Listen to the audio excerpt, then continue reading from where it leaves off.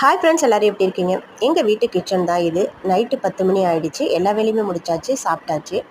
Kitchen எவ்வளோ நீட்டாக நான் வச்சுருக்கேன் பாருங்கள். நம்மளுடைய வளர்ச்சிக்கும் நம்ம வீடு நல்லா இருக்கணும், நம்ம வீடு நல்லா ஐஸ்வர்யத்தோடு இருக்கணும், ஒரு தரித்திரம் நிலை இல்லாமல் நம்ம கோடீஸ்வரங்களாக இல்லைனாலும் பரவாயில்ல, நம்ம நிம்மதியாக நல்லா வாழணும் அப்படின்னு நினச்சா நம்ம வீட்டோட கிச்சன், எந்த கிச்சனில் சிங்கு ரொம்ப ரொம்ப முக்கியம்.